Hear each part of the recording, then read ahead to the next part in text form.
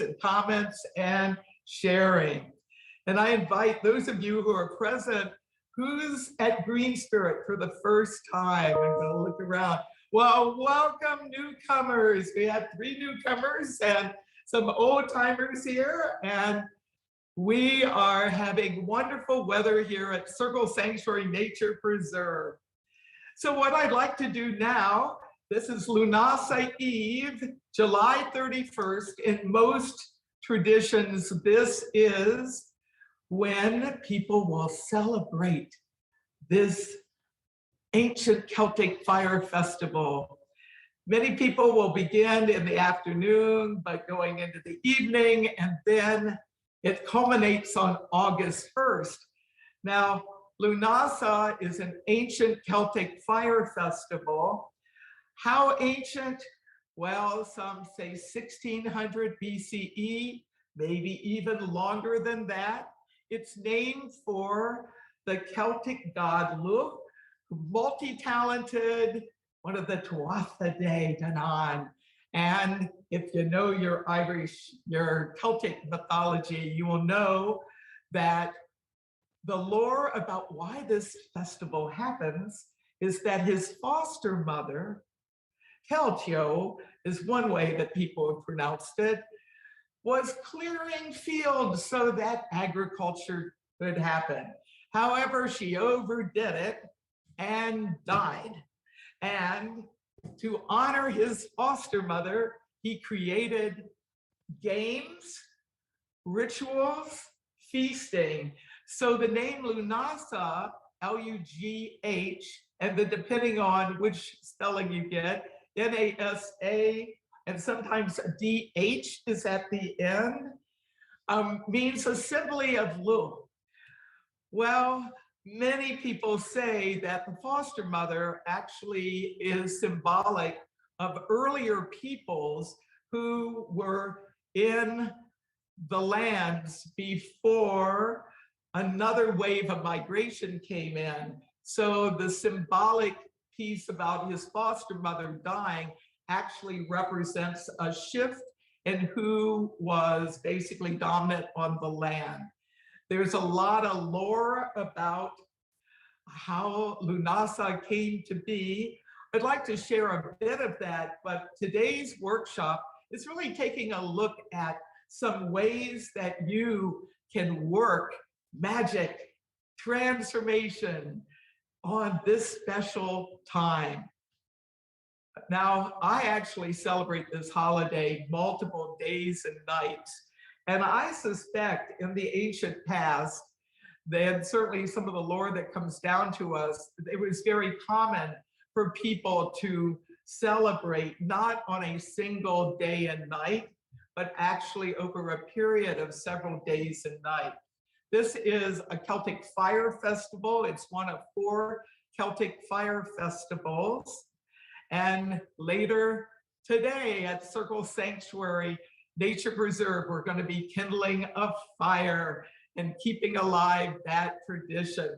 And in this very workshop, we will be kindling a fire. And those of you joining virtually, I invite you to have your candles ready and a means for lighting it, or if you don't have or aren't in a space where you can kindle an actual candle, but have a battery operated light, that can work. Or you can imagine it in your mind, which is another way of kindling the fire. And the month of August in some traditions is named Lughnasadh. So it's not only the festival, but a whole month. Some say the month actually was more like mid-July to mid-August. And it was very much tied to the wheat harvest. And I have with me a wheat weaving that is quite old and ornate.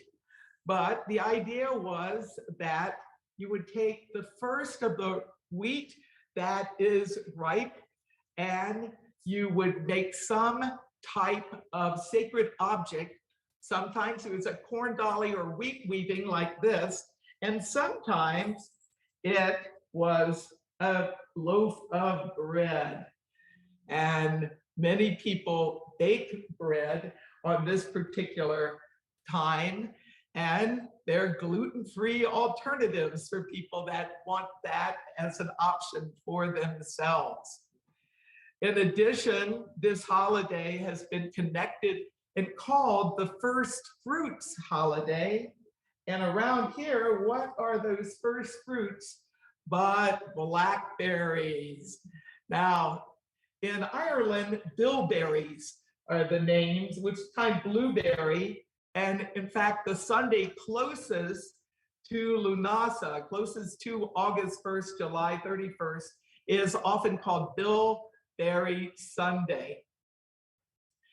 And this festival has other names as well. It got the name Lammas from Lughnasadh, and that was for making the loaf of bread out of the first of the harvest and then having it blessed.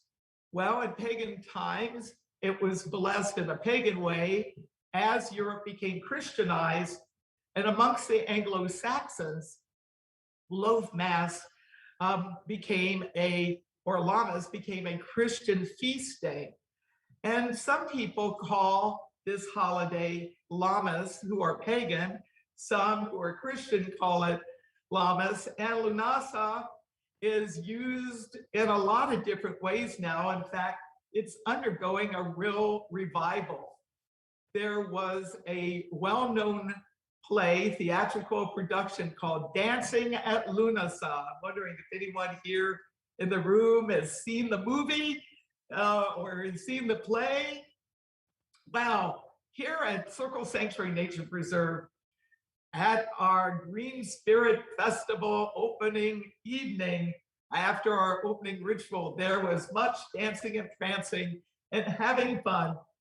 Yes, we had dancing at Lughnasadh out on our green, and that was a really good evening, a lot of fun under the stars, really fabulous. Now, some people call this holiday Garland Sunday, and that name comes from the ancient tradition of going to holy wells and sacred springs and taking flowers and decorating those areas. Well, our own version of Holy Well is a sacred spring. That's Bridget's Spring. And yesterday, there were people who were beginning to tie ribbons on a grapevine wreath I have hanging above our sacred spring. The old custom in Scotland and other Celtic lands was something called the Clootie Well custom. And people would take a strip of their clothing or a piece of cloth or a ribbon, and they tie it on a tree closest to a holy well or spring as a kind of prayer ribbon, a prayer means of sending forth healing requests for themselves and others. So we actually have a version of that right here at Circle Sanctuary.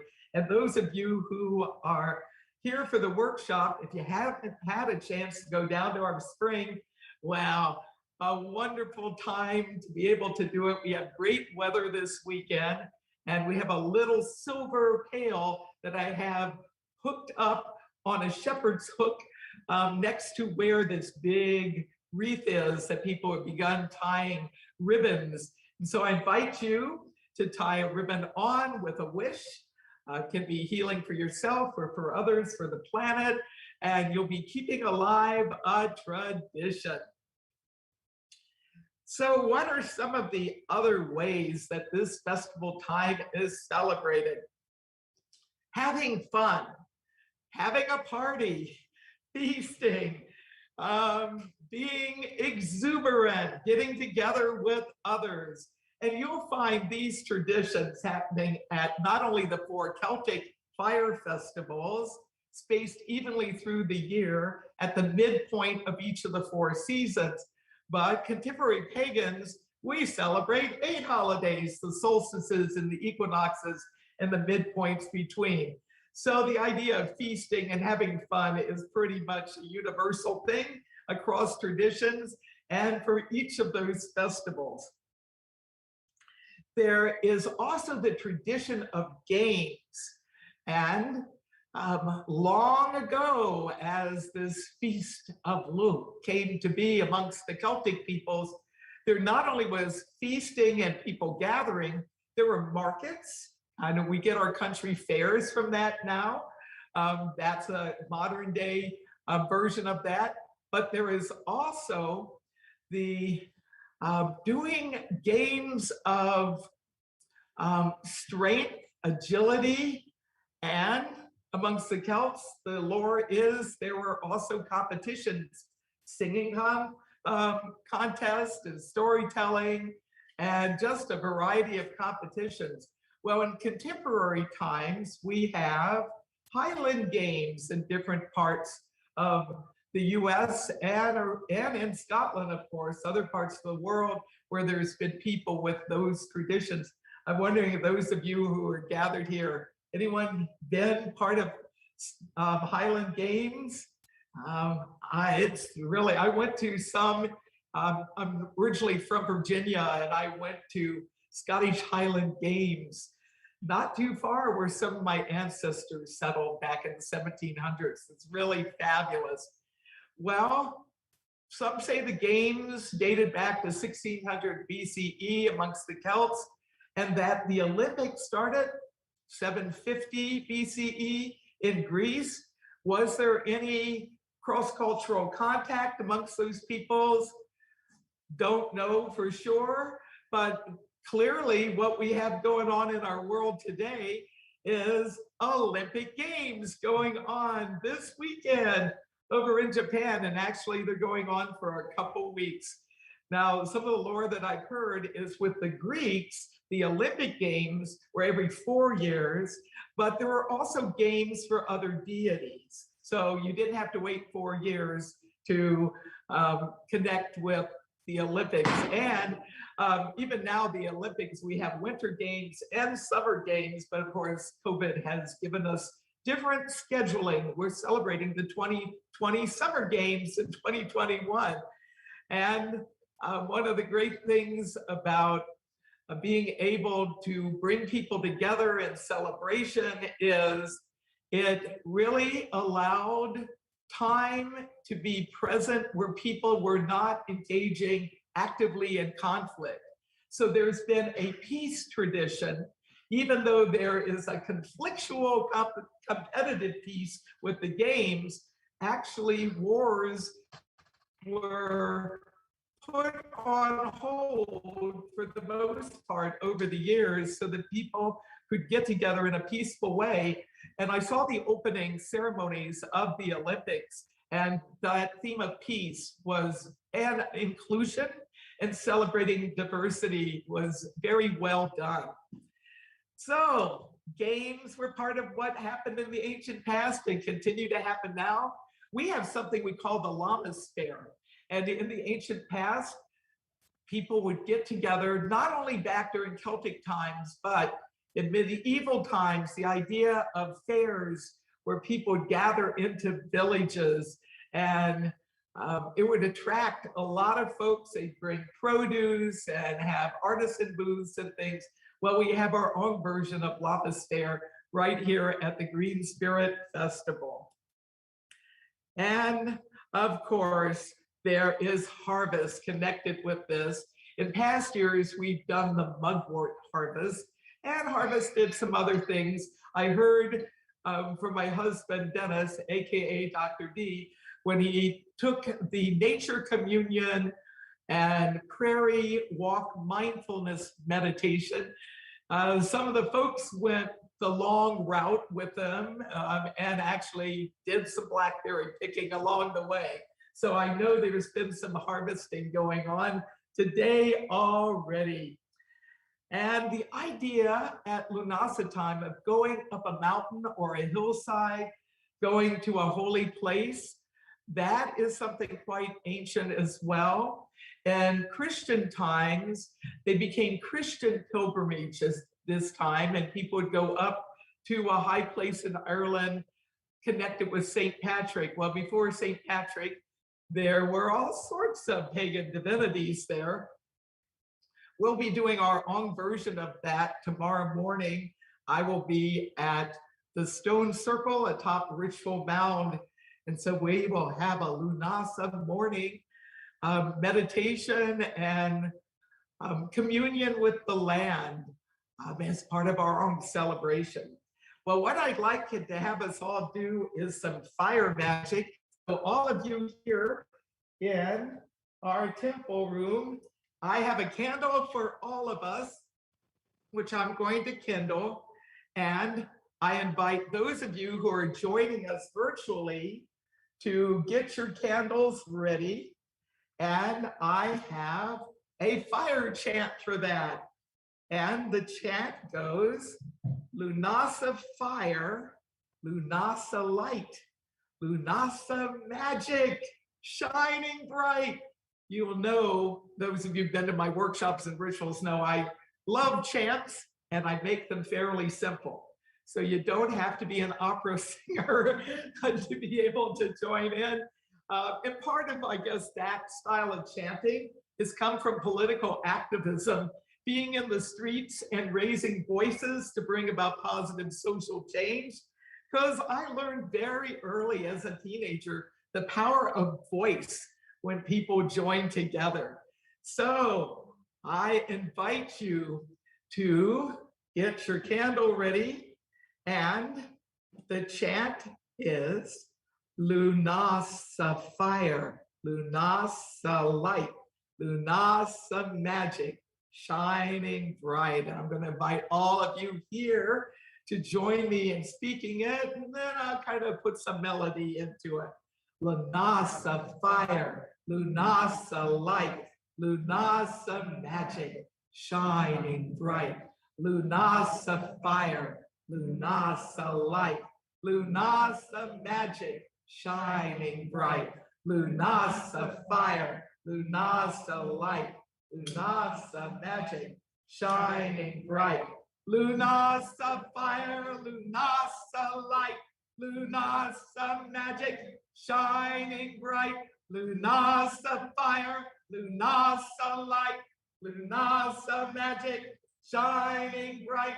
Lughnasadh fire, Lughnasadh light, Lughnasadh magic, shining bright.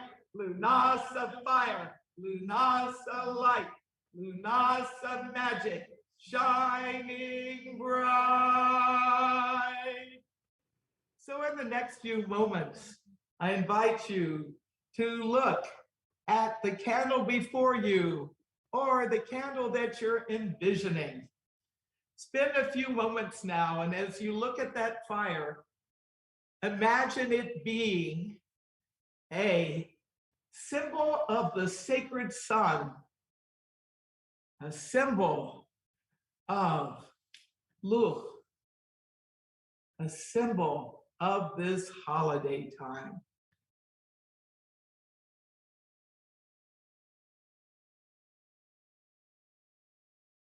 And as you continue to connect with the flame,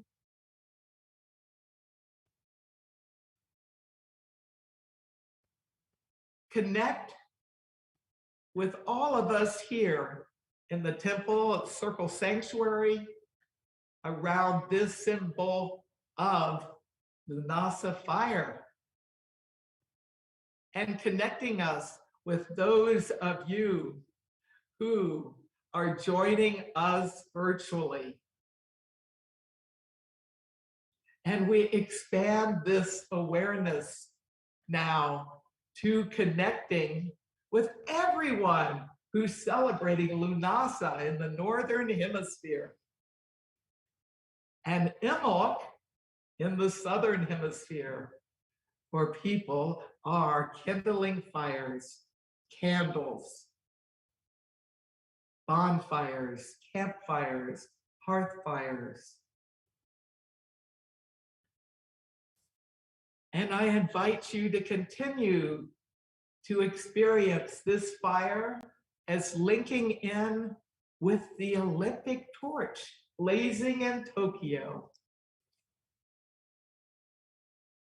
And candles that are being kindled for others of a variety of spiritual paths that are celebrating at this holy time.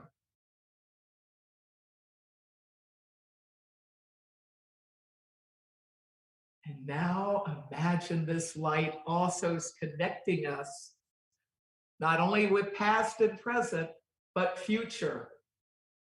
Fire as a way of taking us and traditions from the past and the present into future generations. A light shining the way for connections with other humans, with the sun, with land, with all of nature at this sacred time. Experience it as solar fire. Honor the sun.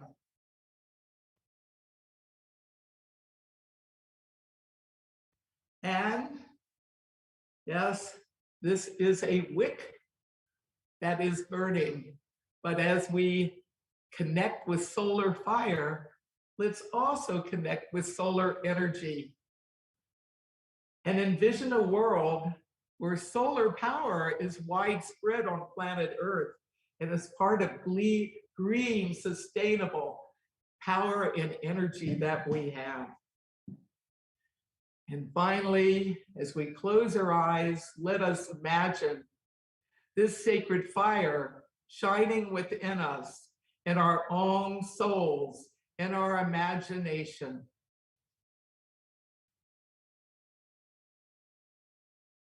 Lughnasadh fire, Lughnasadh light, Lughnasadh magic, shining bright. And as you experience yourself being one with this sacred flame,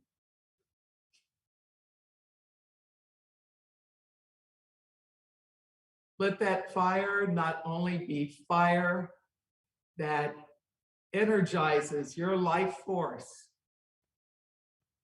but brings about inspiration. What is known in Celtic traditions as fire in the head, creative inspiration for problem solving in day-to-day life,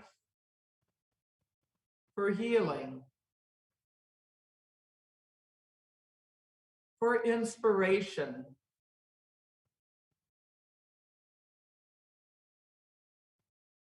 for celebration. So be it.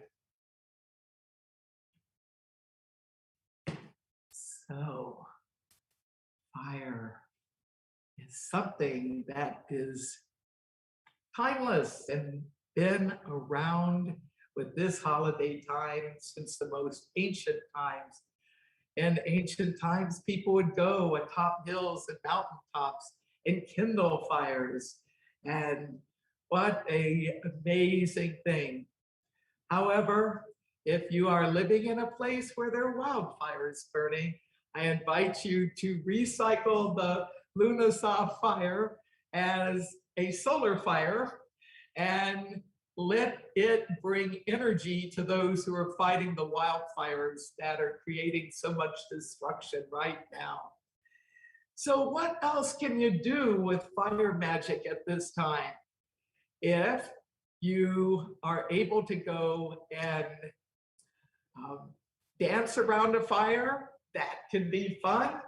If you have a bonfire that you'll be with, you may cast some symbols of things that you want cleansed away from you into the fire, or you may put things in the fire that you want to see come to pass. So two different parts: purification, dispelling, or bringing something to you, to your family, to your loved ones.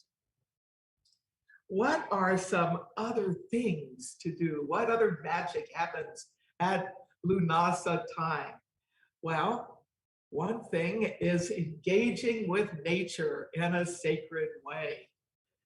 And out here at Circle Sanctuary Nature Preserve, we are in the abundance of summertime. And the land is the greenest it gets at this time of year. But pretty much what colors you associate with this holiday time depend on where you live and what the environment's doing. Here, there's lots of green. Yes, we use yellow as a symbol, and there are lots of yellow flowers and things in bloom. And one of the real powerful things to do is what I call green spirit magic. So going out into some area where there's lots of greenery, and you don't have to go into a totally rural area. You may have gardens around your home. You may be near a park, or if you're in an urban area, to go into the green, you can do that online, going into a place where you can see some live streams or some videos where you actually experience green that way. And of course, there's the imagination as well. Well, I would like to share with you a bit about one way of going and connecting with green spirit magic. Now, green spirit, some people call a green spirit a green man, or green one, or green woman. And I collect all sorts of sacred art of green ones. And green spirit we are using as gender neutral, so more inclusive term here. But this is actually a green man image that a pagan artist did a number of years ago. And I invite you for this next part of green magic to call to mind an experience, a recent experience where you've been in a green space. And those of you who are here in the temple room, well, all you have to do is look out the windows. You'll see a lot of green just literally surrounding this building. And certainly why we're indoors rather than outside is the technology works better here, and there's more chances of being heard easier because there's lots of conversations and things happening outside.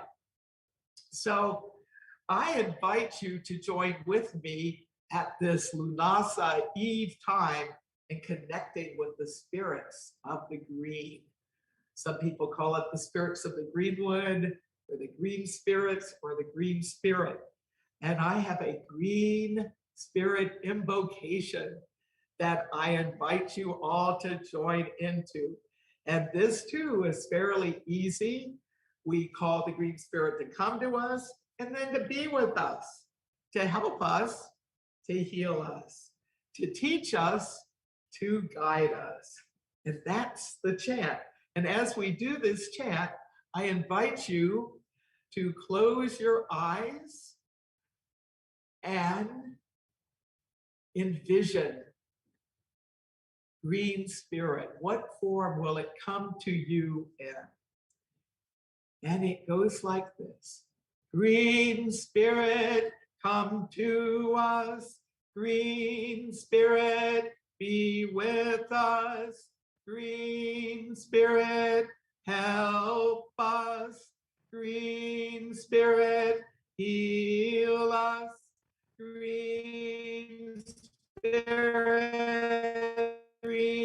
spirit, guide us. Green spirit, come to us. Green spirit, be with us. Green spirit, help us.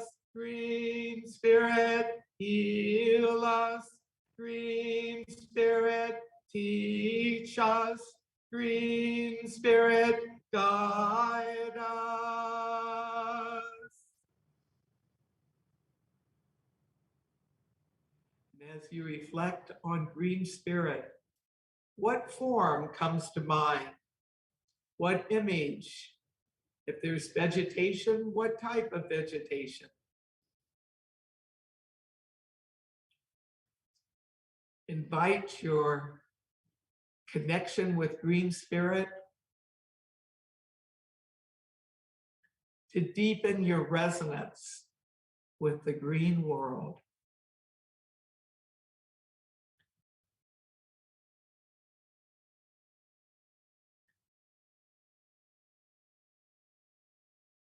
And then I invite you, wherever you may be, to join in the chant again. Green spirit, come to us. Green spirit, be with us. Green spirit, help us. Green spirit, heal us. Green spirit, teach us. Green spirit, guide us. Green spirit, come to us. Green spirit, be with us. Green spirit, help us. Green spirit, heal us. Green spirit, teach us. Green spirit, guide us. And now in the next few moments of quiet,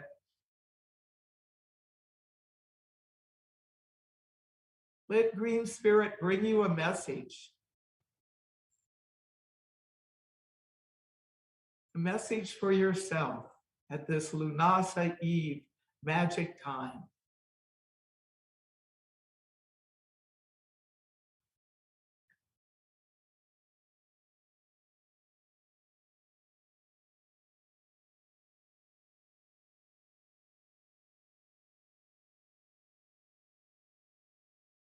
Pay attention to what you experience. Word, phrases, sensations.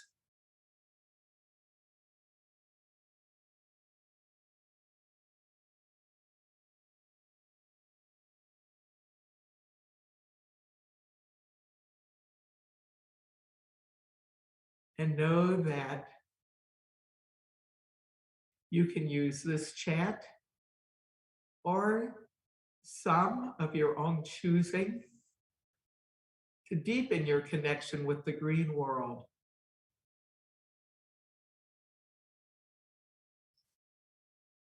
At this sacred time, and indeed throughout the year.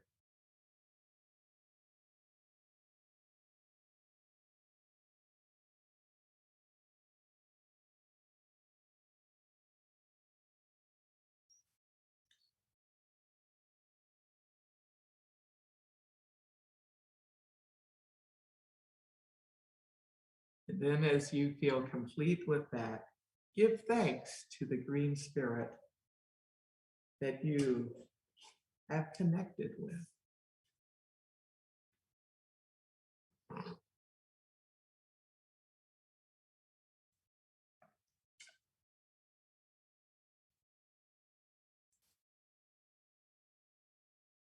And deepen your connection with green spirit magic. And imagine yourself now being out in nature, taking a walk, or if you like to do bicycling, or if you like to run, being in a place with a lot of green vegetation.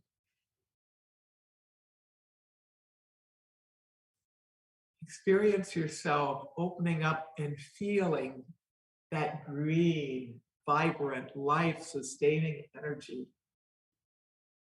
Experience it as healing for you, energizing and renewing you, bringing about well-being into the green, feeling, into the green, healing, into the green, renewing, into the green, well-being.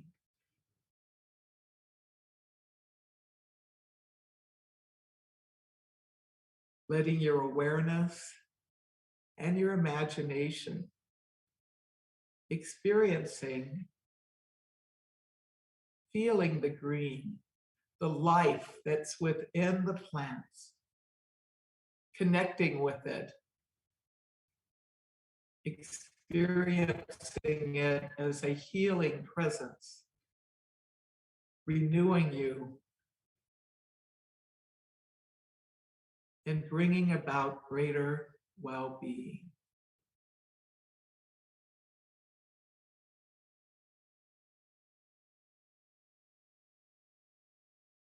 And give thanks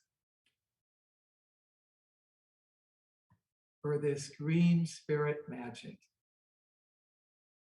And know that this is something that not only is powerful to do at this time of year, but communing with nature is wonderful throughout the year.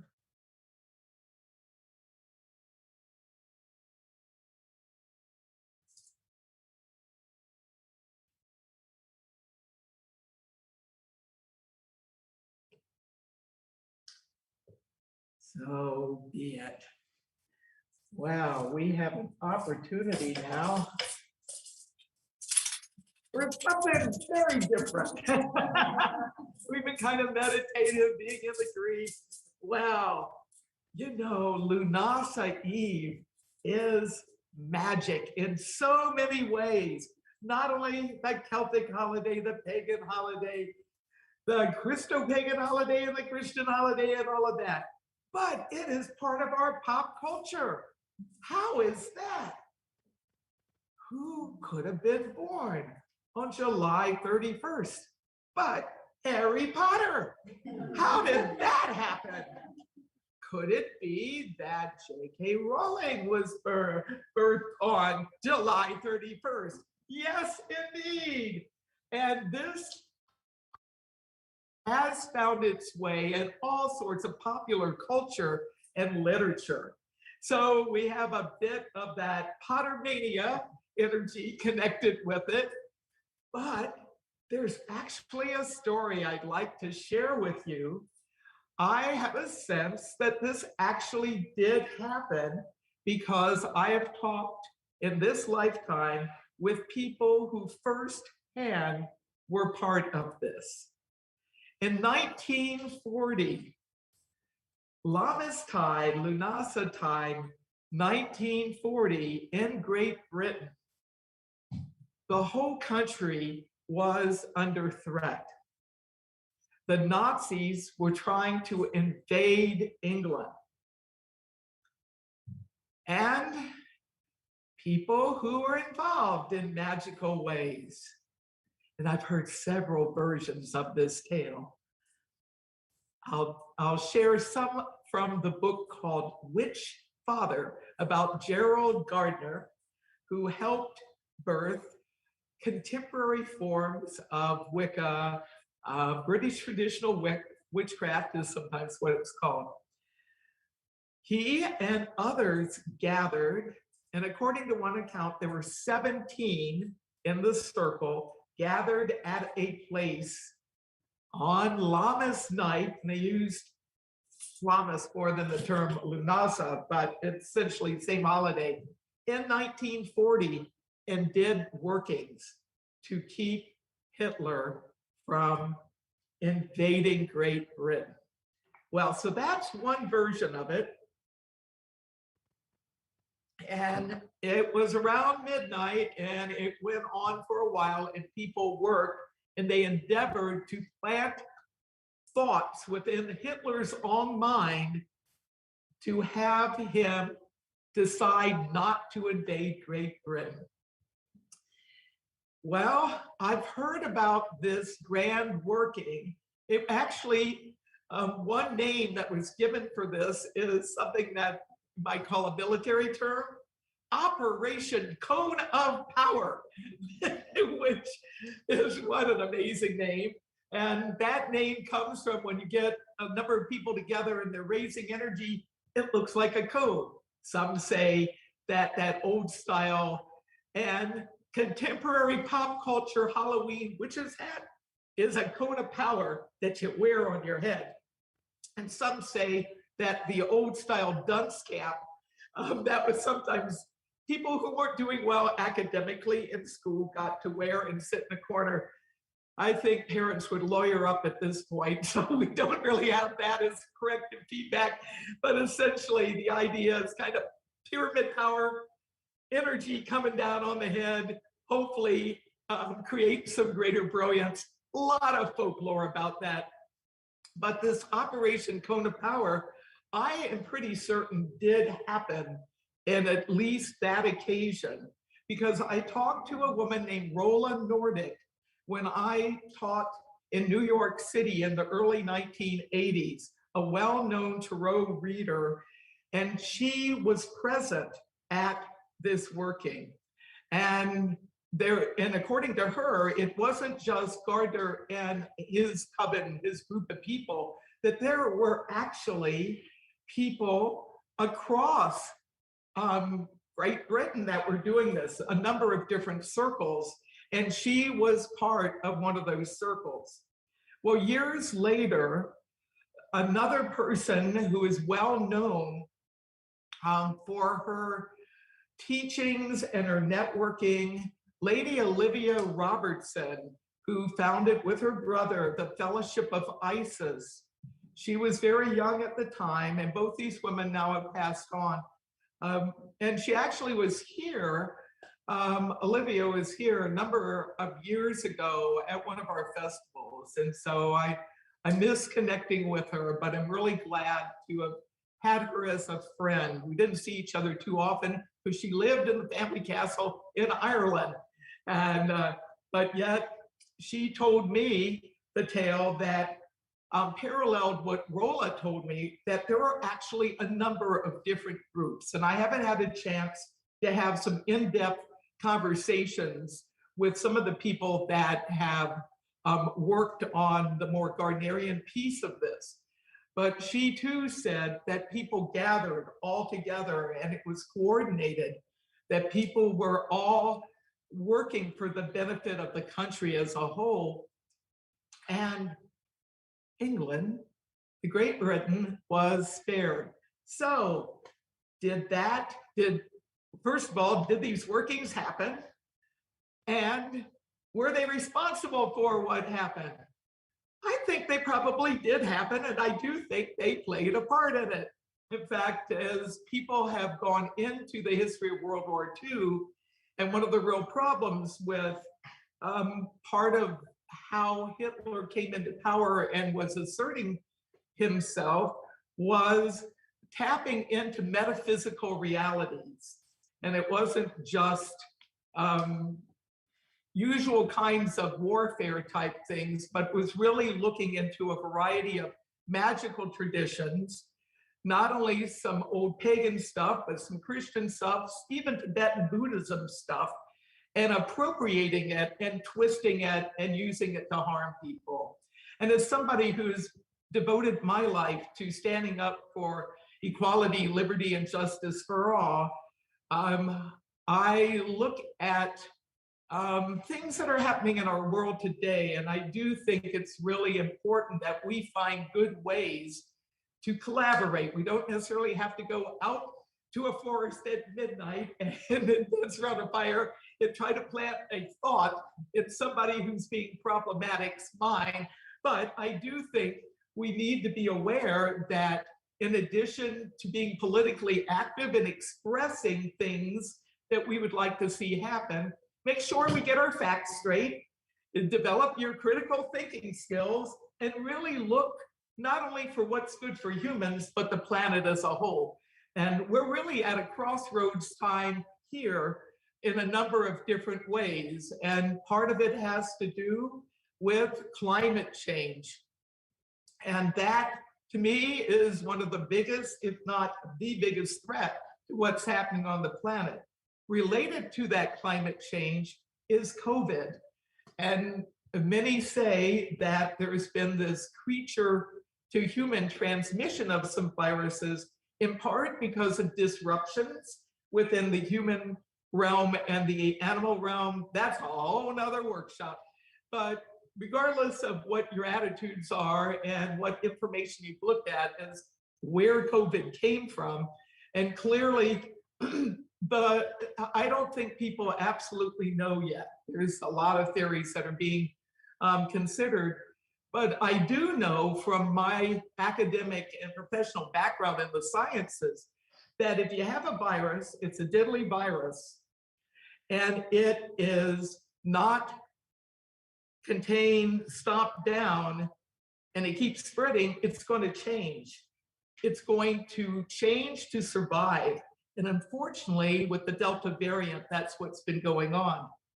So it's a whole nother part of Lughnasadh magic, but information has come to light that the Delta variant is really spreading widely. So why am I bringing that up for Lughnasadh magic? Well, I think it's a really good time to do home blessing and blessing of our land. And I do a whole series of workshops on home blessings. And yes, I have some podcasts on that. And Reverend Laura helps us. She does 2 podcasts, organized 2 podcasts, and I have 2. And Deborah Rose has 1, and David and Jeanette Ewing have 1.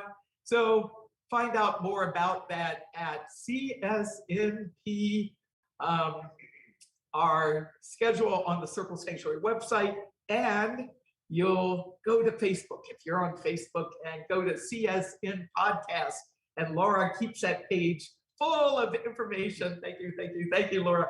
So what I'd like to do is share with you some ways of doing Lughnasadh magic for home blessing. I'm going to share with you a chant that I created years ago, and I've literally taken it around the world to different countries when I've been traveling and doing pre-pandemic traveling. I haven't gone out on the road yet since the pandemic happened, but online I've been continuing to do teaching in that way. So the chant goes like this: I circle my home with light, to bless it day and night, to bless my home, to guard my home. I circle my home with light. So in a few minutes, we'll be doing that. Well, why I'm sharing something about home blessing is each of the Sabbaths can be a good time to do home blessing. And there's some lore in different traditions about what's the best Sabbath to do home blessing. Well, some Scottish lore around Yuletide and what many people call New Year's Eve, Hogmanay is what it's known in Scotland. The idea is get your whole house in order and then you party. So that you have, or in some heathen traditions, it's winter solstice eve. You get your whole house in order and then you party because you want the deities to be able to be the focus of your attention, and even spinning was forbidden in the heathen. And I'm part Anglo-Saxon, and I'm actually American hybrid, many strands, and so I'm fascinated by the whole idea of home blessing and Sabbath work. And I actually think one of the best ways to celebrate the seasons and to do home blessing is do a cleansing of your home, and it can be a deep cleanse, or it can take the form of burning a joss stick and going around your home. It doesn't have to be really elaborate, but then when you're done doing the cleansing, put something in place for the season that brings the power of that season. So you might harvest some greenery, or you might set up an altar. You might move my green face over here. You might want to get a traditional image.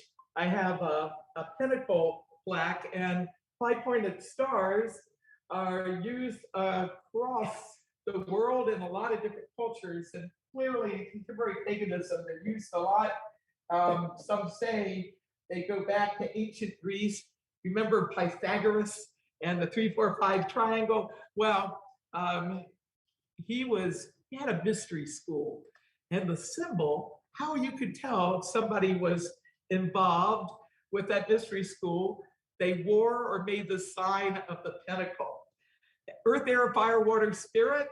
So I actually use those 5 elements of nature as part of my practice, rooted in ancient Greek traditions, but have expanded. They're very much widespread in contemporary times, contemporary pagan and ancient spirituality times. So you may want to do a ritual cleansing with earth, scatter some salt around, air, burning incense, carry a candle around or use a wand, take some water, sprinkle water around, take a crystal around. You can do the 5 elements that way, or some people just focus on 1 or 2, incense, joss stick, fire, and air together, salt and water. That's another way. Some chant, some use some kind of rhythm instrument. Well, whatever way you want to cleanse your house, just allow new energy, change the patterns that aren't serving you well anymore. A good way is to open, because it's warmer temperatures now, open the front door, the back door, windows, and let air flow through.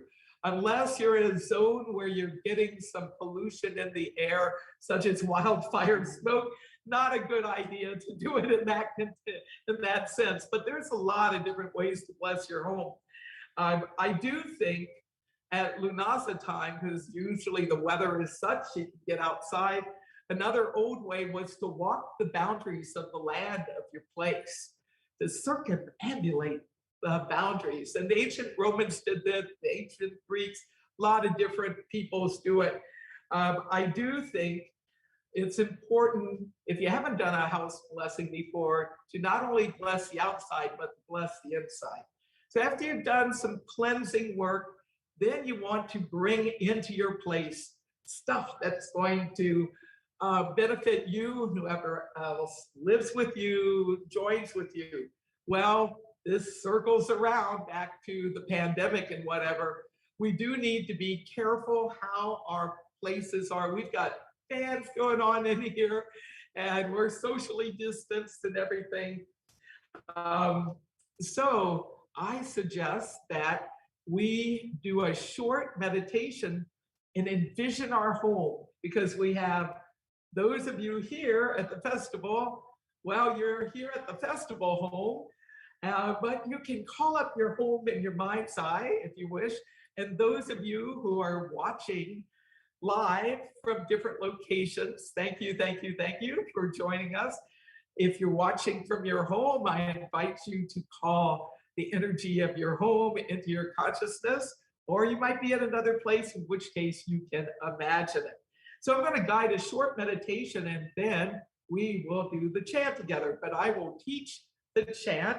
So we're going to use the image of like radiant light, the color of starlight, kind of that brilliant white light that has all the colors of the rainbow balanced and just looking wonderful. So I circle my home with light to bless it day and night, to bless my home, to guard my home. I circle my home with light. So I'm going to invite everybody here to join in with the chant. And if you're there watching, you can practice it too. And then I'll guide a working, and then we'll do it together again. I circle my home with light to bless it day and night, to bless my home, to guard my home. I circle my home with light.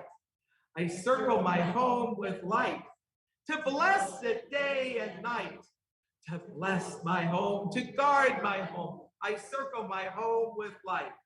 I circle my home with light, to bless it day and night, to bless my home, to guard my home. I circle my home with light. So in the next few moments of quiet, I invite you to center yourself, to connect with the sacred according to your own tradition, your own path,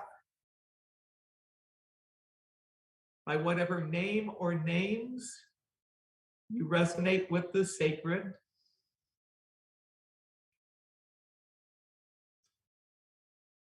And then as you feel ready, imagining your home in your mind's eye.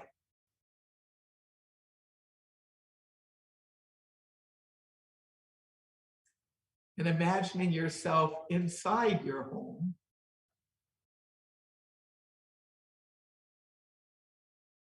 And in the next few moments of quiet, spending a few moments cleansing your home in your mind's eye. You might see yourself walking around with a smudge stick or a joss stick, using incense, or you may be singing or playing a drum, or using a wand, or some other means for blessing your home. Cleansing it out with what's not needed.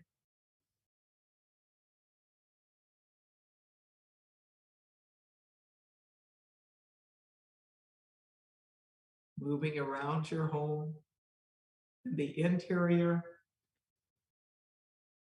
dispelling what's not needed. And then when you are complete with that, also going around the exterior of your home. So whether you're an apartment dweller, a condo dweller, or in a house, whether you're in a city, a suburbs, or a rural area, small town, just spend a few moments clearing away whatever you don't need to have in your home, inside and around.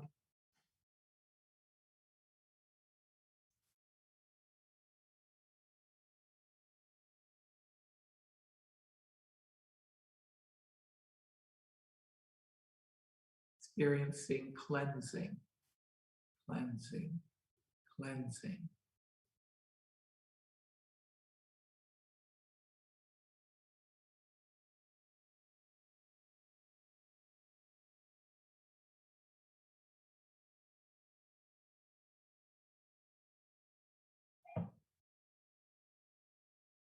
Then when you are complete with the cleansing, experience yourself being in the interior at some place you consider sacred or special to you, and fill your entire interior with well wishes. Bring forth blessings of joy and peace and well-being.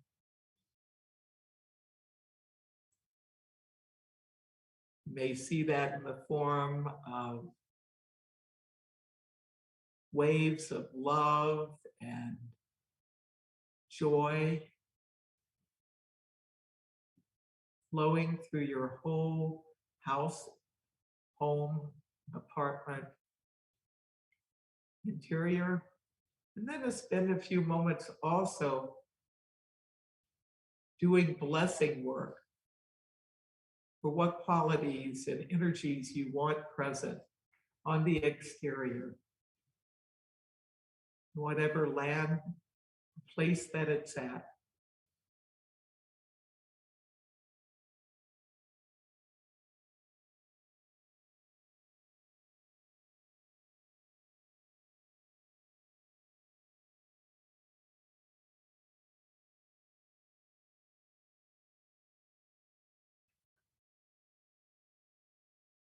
Taking a few moments to just finish up whatever blessing work you're doing.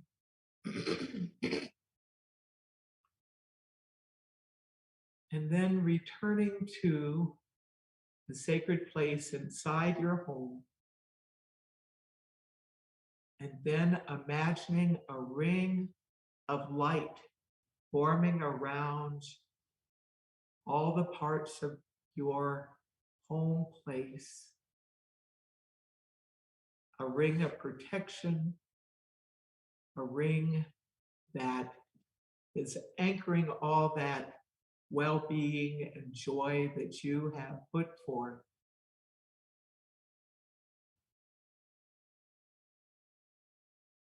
And then join in the chant as you set that image of the protective circle of light around your home. I circle my home with light to guard it day and night. To bless my home, to guard my home, I circle my home with light. I circle my home with light, to bless it day and night. to bless my home, to guard my home. I circle my home with 5. I circle my home with 5. To bless it day and night. To bless my home, to guard my home. I circle my home with 5. I circle my home with 5. To bless it day and night.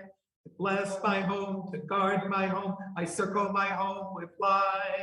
I circle my home with 5. To bless it day and night. To bless my home, to guard my home. I circle my home. I circle my home with 5. To bless it day and night. To bless my home, to guard my home. I circle my home with light. So be it. So be it. So in your mind's eye, there might be something that you have in your home already as a home blessing object or area. Just spend a few moments as we finish this part and see it glowing. And give thanks to your home and to the land where your home is.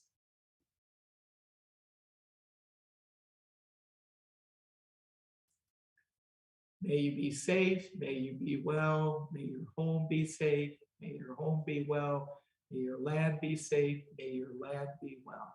So mote it be. So mote it be.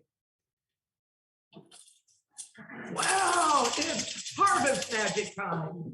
And what do I have here?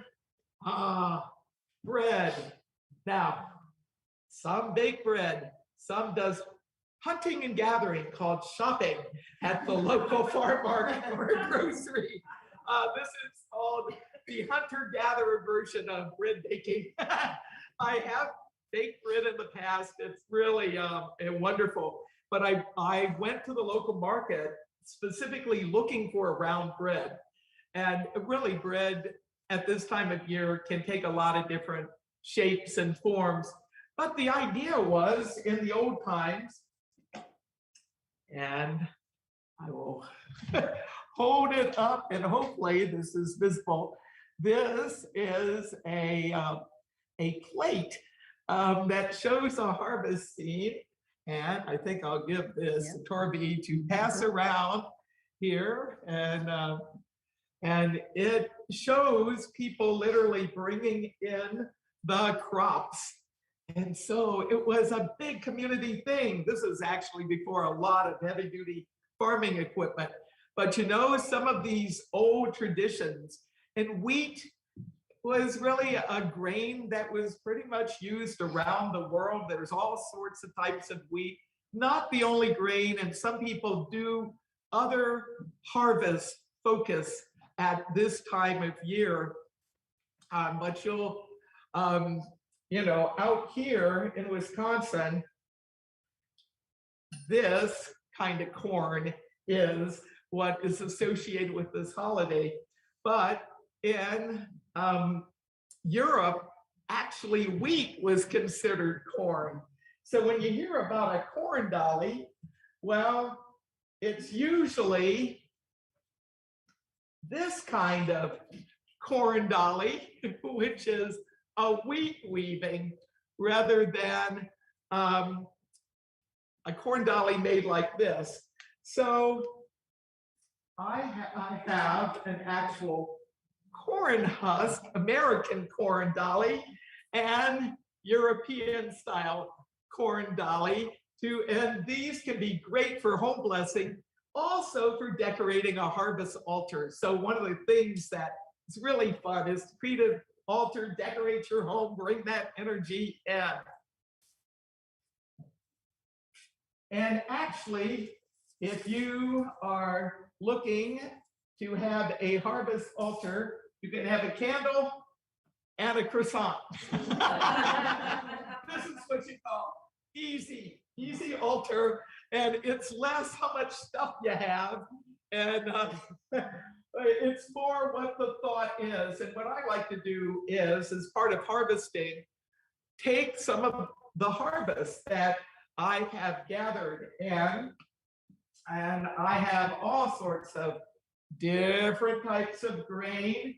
This actually came from a green spirit in, I marked these artifacts, 2013.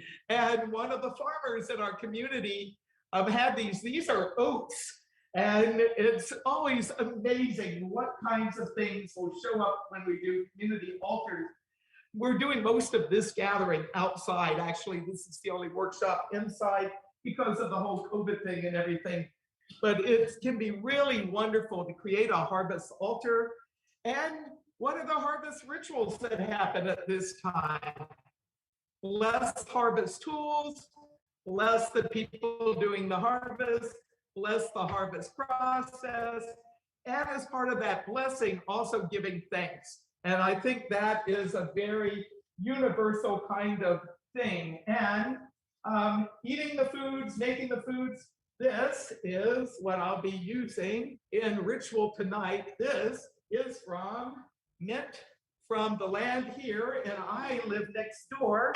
So I also have mint of a different type there. And I'll be using this to pour onto the land as a thanksgiving to the land and as a harvest offering. You don't have to get real fancy. Yes, you can take a bit of bread or crackers and use that as an offering. So harvest magic.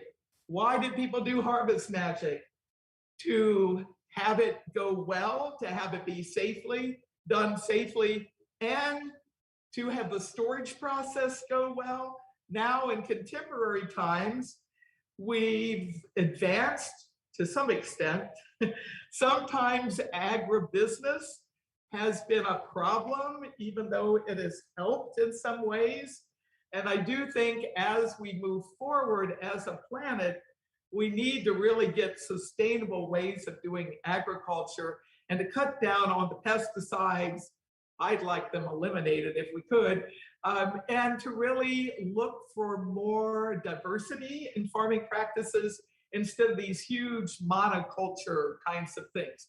That's also another whole workshop. However, harvest time can be wonderful, and I do think that it's important for us to take time out wherever we are and give thanks for the harvest, and to actually personally give thanks, and as an organization and as a community to give thanks, because we are interdependent.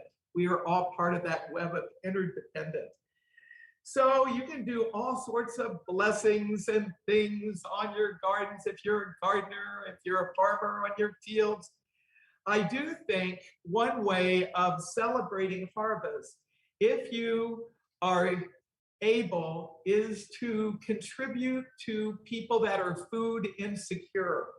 So one of the things that Circle Sanctuary has done every year, it's usually at Yuletide, but we've also done that at other times of year, is food drives. And we are one of the churches that contributes to the local food pantry in the Lutheran church just down the road.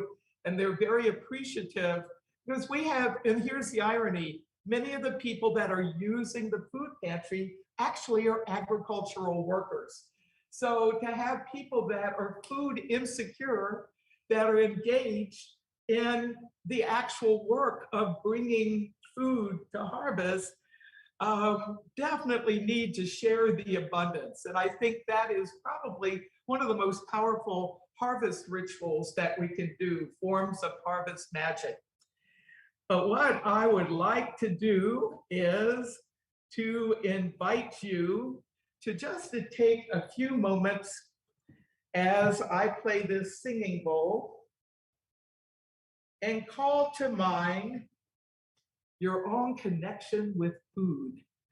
And I'll just spend a few moments as I play this singing bowl, call to mind food and beverages, things you consume, and in the next few moments, giving thanks to not only the land and the various beings that have brought that to you, but to those who have made that possible.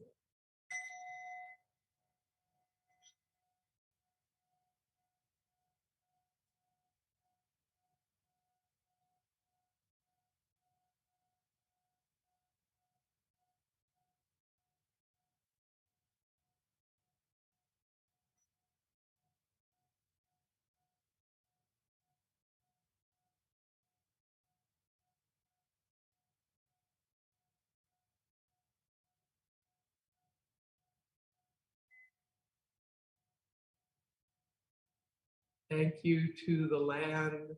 Thank you to the crops. Thank you to the sacred ones. Thank you. Thank you. Thank you to those who help feed us, nurture us. Thank you.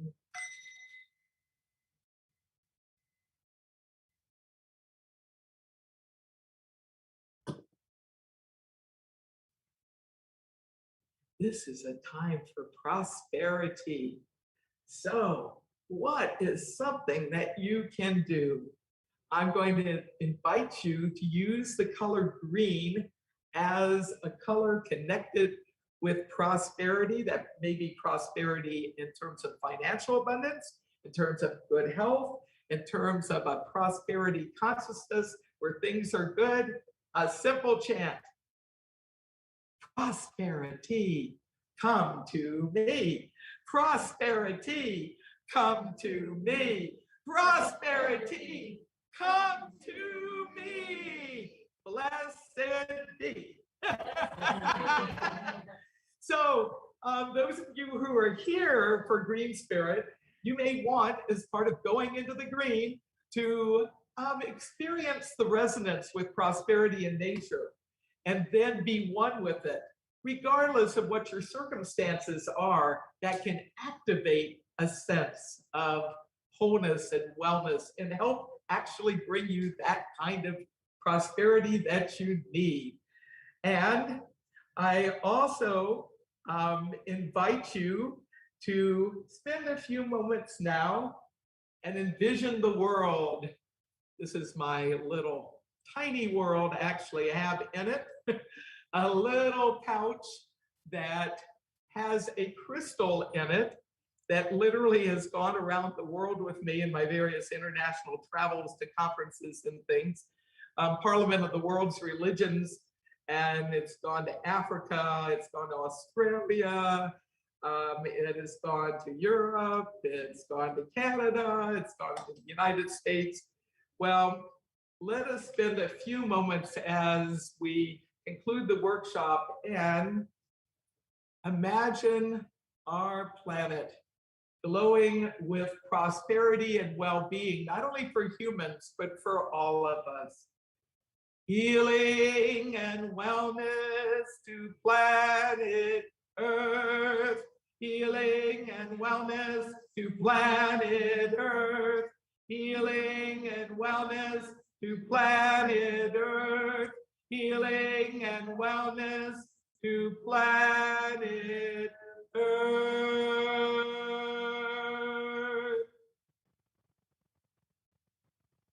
So mote it be. So mote it be. Wow, we only have a few moments left, so I invite, we'll start here in the room. Anyone have comments, questions, things that you want to share? Just call it out wherever you are. Looking around.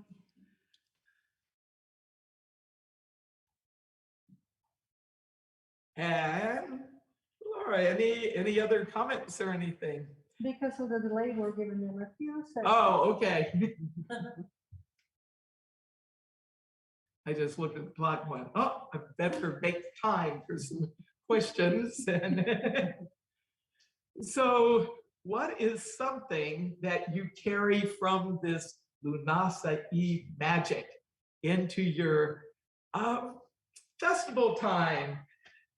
If you wish, those of you who are here in the room, think of a word or a phrase. If you are open to calling it out, do so, or you can just think it. Gratitude. Home Blessing. blessing. Home blessing. Yeah, home blessing. Blessings.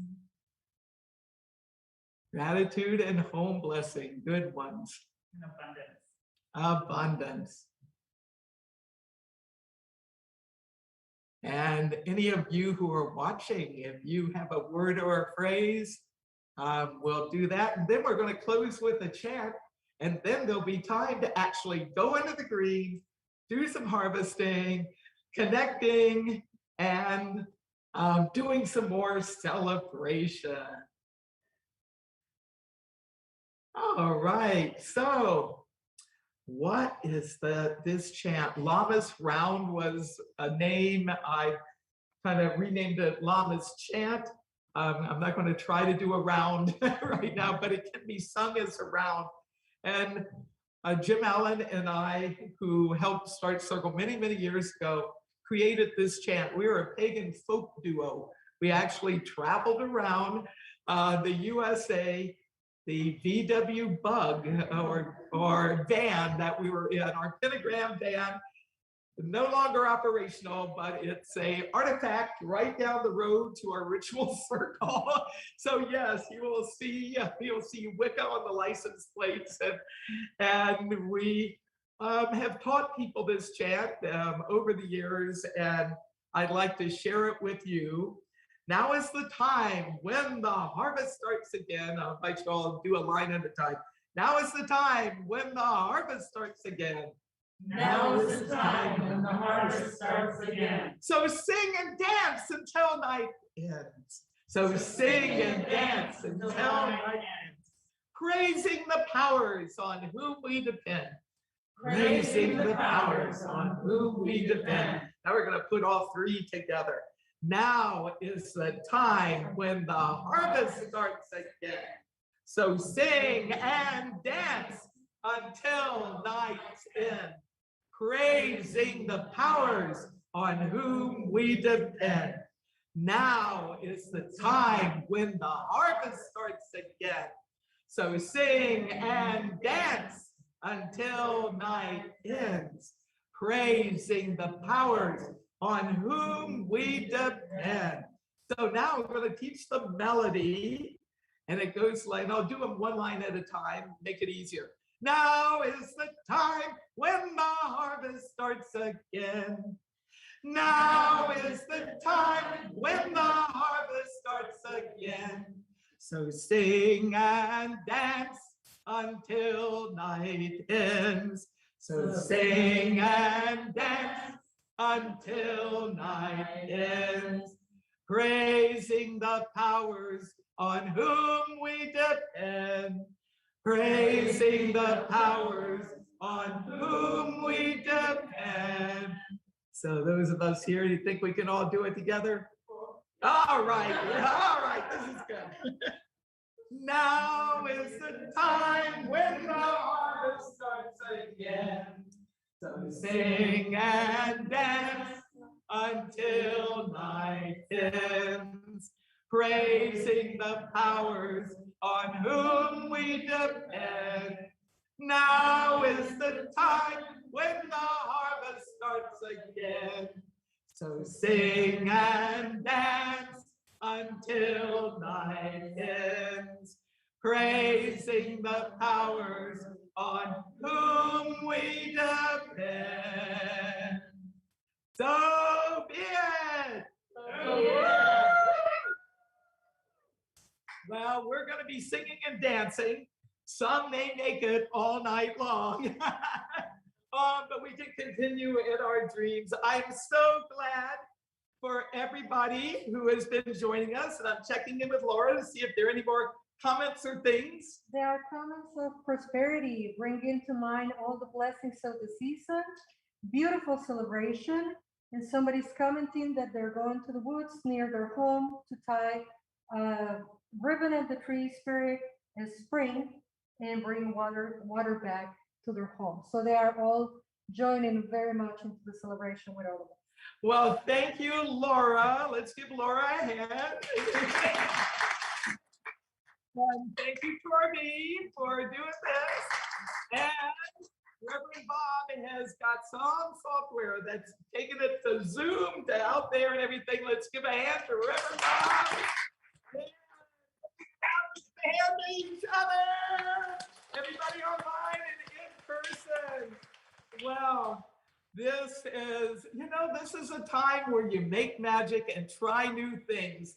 And thank you all for being present and helping us to try this new thing.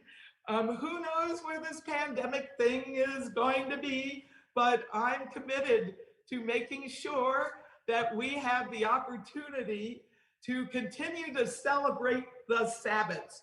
I think it's so important that we are able to come together, and whether it's online or in person, or as we did today, a combination.